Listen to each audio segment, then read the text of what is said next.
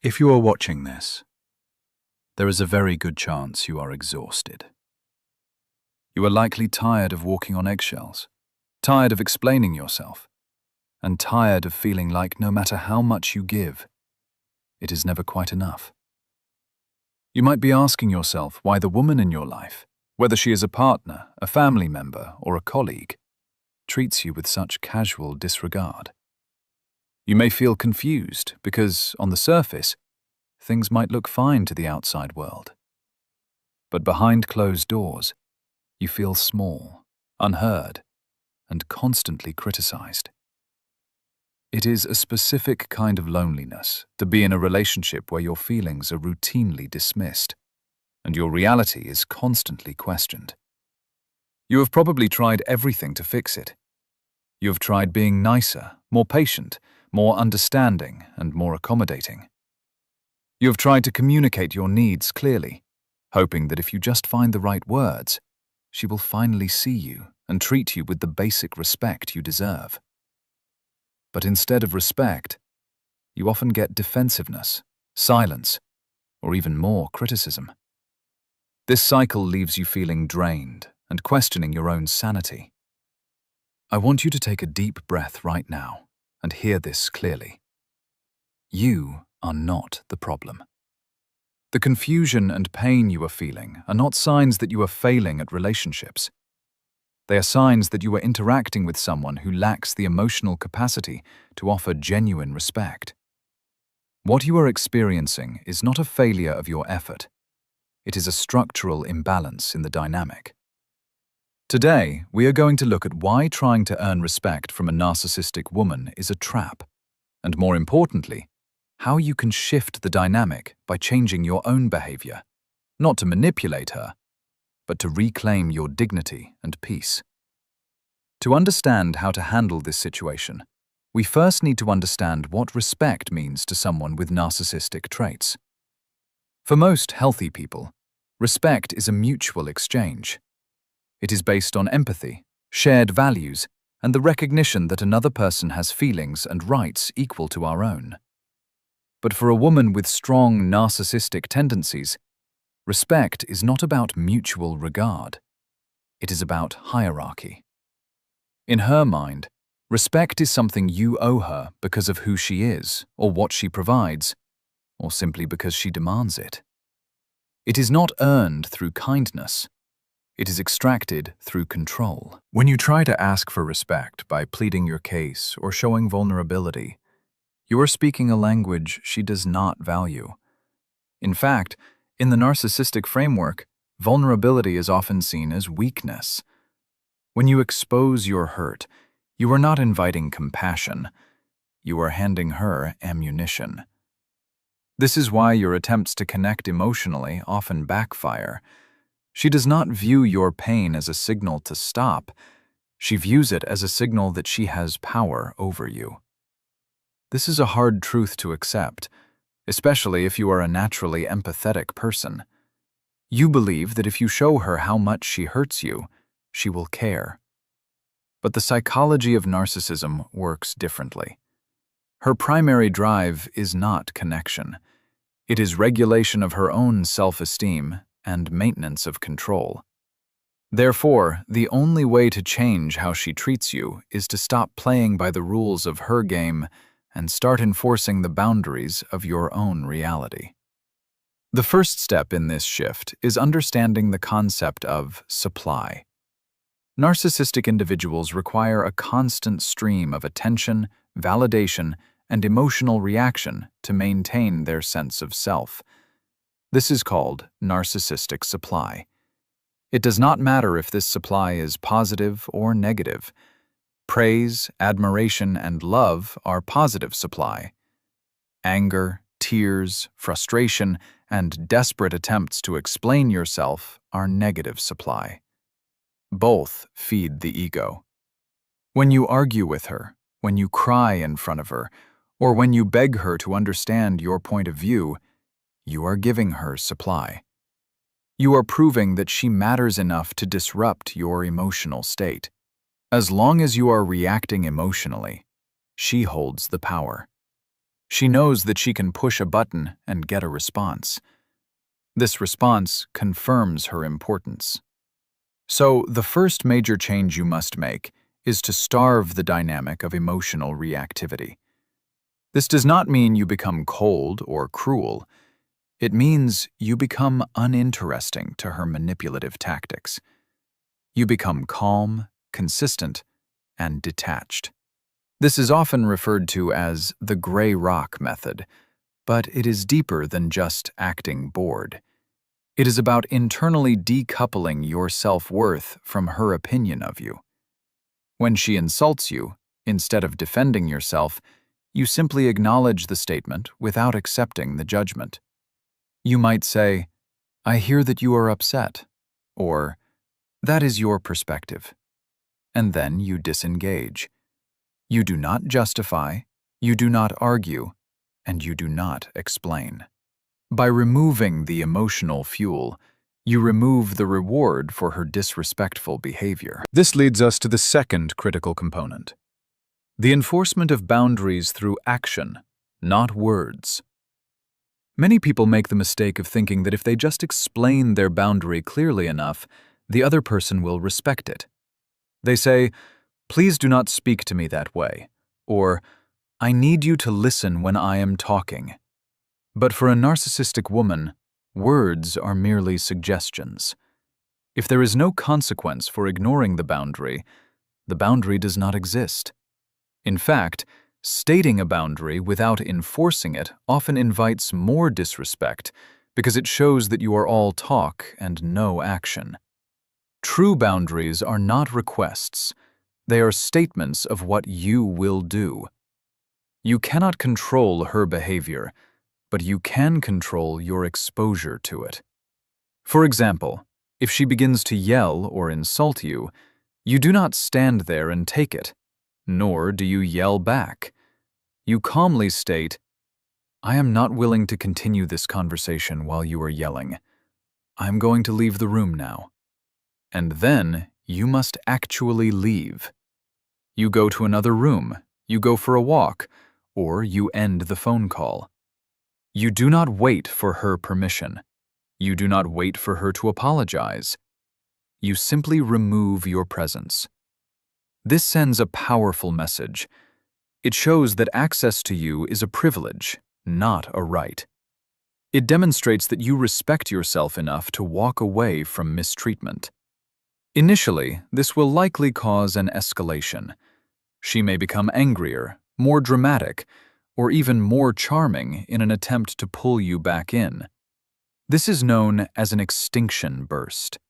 It is the final attempt to regain control before the old pattern dies. You must hold firm during this phase. If you give in, you teach her that persistence pays off. If you stay consistent, you teach her that disrespect results in loss of access. It is important to address the guilt that will arise when you start doing this. You have likely been conditioned to believe that setting boundaries is selfish or mean. You may feel that you are abandoning her or being uncaring. This guilt is a tool of manipulation. It has been installed in you to keep you compliant. You must recognize that protecting your mental health is not an act of aggression. It is an act of survival. You are not responsible for managing her emotions. If she becomes angry because you set a boundary, that is her emotion to manage, not yours. If she feels neglected because you are no longer available to soothe her ego at the expense of your own well-being, that is her issue to resolve. By taking responsibility for her feelings, you enable her immaturity. By stepping back, you force her to face the consequences of her own behavior. This is not about punishing her. It is about stopping the enabling cycle. Over time, this shift changes the dynamic. She may not change her personality, but she will change how she treats you, because the cost of disrespecting you has become too high. She learns that if she wants your attention, she must engage with you respectfully. If she chooses not to, she loses your presence. This is the only language that translates across the narcissistic divide. Another key aspect of gaining respect is stopping the over-explanation. In healthy relationships, we explain our decisions to foster understanding and intimacy. In narcissistic dynamics, explanation is viewed as weakness or an invitation to debate. When you explain why you can't do something or why you feel a certain way, you are handing her the raw material to twist your words. She will pick apart your logic, find contradictions, and use your own words against you. This is called word salading or circular arguing. To break this, you must become comfortable with brevity. Your no does not need a justification. Your feelings do not need a defense. If you decide not to attend an event, you simply say, "I won't be able to make it." If she presses for a reason, you repeat, "It doesn't work for me." You do not offer excuses. Excuses can be debated, decisions cannot. When you stop explaining, you reclaim your autonomy. You signal that your choices are valid simply because they are yours. This can feel terrifying at first because we are taught that we must be reasonable and fair to be loved. But with a narcissistic woman, being reasonable is often used as a trap. She will demand fairness from you while offering none in return. By refusing to engage in the debate, you step out of the trap. You remain neutral, polite, but firm. This neutrality is disarming. It denies her the conflict she craves. Without the conflict, she cannot paint you as the villain. She cannot claim you are attacking her if you are simply stating your position and moving on. As you implement these changes, you will notice a shift in your own internal state. You will begin to feel a sense of clarity that was previously clouded by chaos. You will stop waking up with anxiety about what mood she will be in. You will stop rehearsing conversations in your head. This is because you are no longer investing your energy in trying to control the uncontrollable. You are focusing on what you can control: your reactions, your boundaries, and your self-respect. This process is not about making her love you or even like you. It is about making her respect the structure of your life. Respect, in this context, is not an emotion. It is a behavioral adjustment. She may never truly empathize with you. She may never understand your pain. But she will learn to navigate around your boundaries, because it is in her best interest to maintain access to you. And if she chooses not to, if she decides that your boundaries are too restrictive for her comfort, then she may discard you. This is a possibility you must prepare for. But consider this. If the price of keeping her in your life is the loss of your self-respect, is it a price worth paying?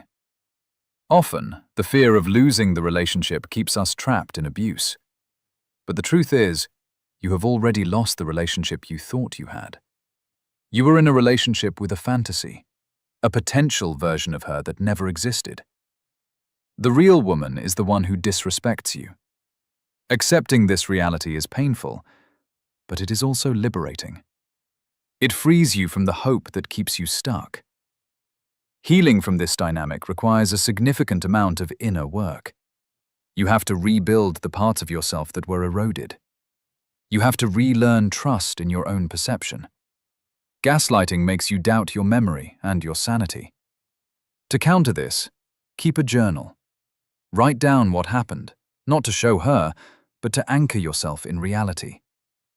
When she denies saying something hurtful, you can look at your notes and know the truth. This practice strengthens your cognitive independence. It reminds you that your reality is valid, regardless of her denial. Surround yourself with supportive people who validate your experiences. Isolation is a key tactic of narcissistic control. By reconnecting with friends, family, or support groups, you break the isolation. You remind yourself that there are other ways to relate to people, ways that involve mutual respect and care. These healthy interactions serve as a contrast to the toxicity you are leaving behind. They show you what is possible. They remind you that you are worthy of love that does not come with conditions or cruelty. Ultimately, the goal is not to win against her. The goal is to win back yourself.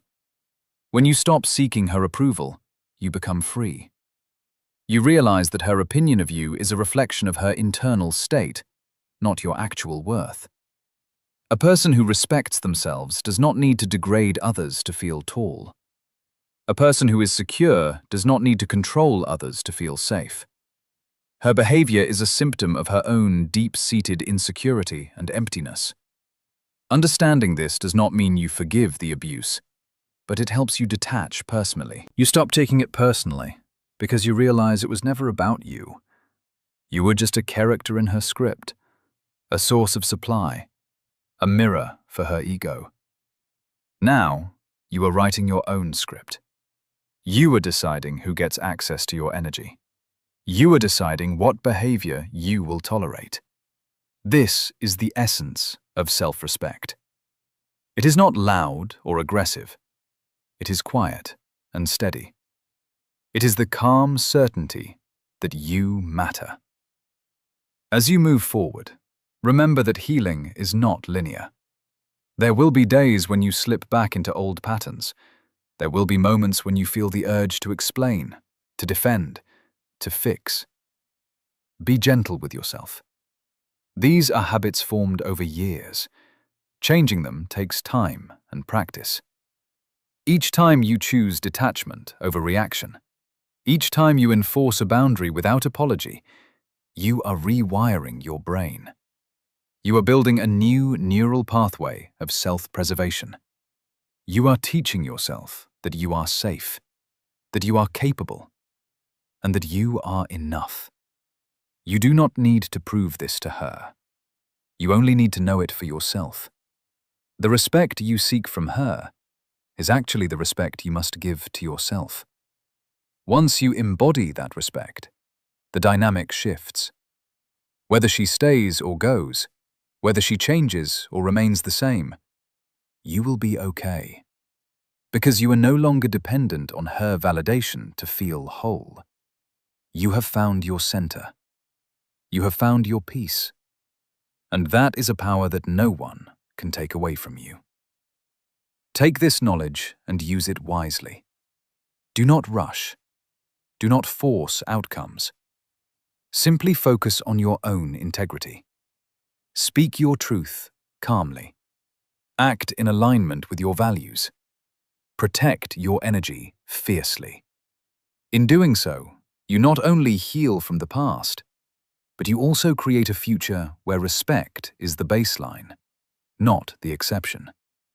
You deserve a life where you are heard, valued, and treated with kindness. That life begins with the decision to stop accepting less. It begins with the quiet, firm assertion of your own worth. You are not broken. You are waking up. And as you wake up, the fog clears. You see things as they are. And in that clarity, you find your strength. Keep going. You are closer to freedom than you think.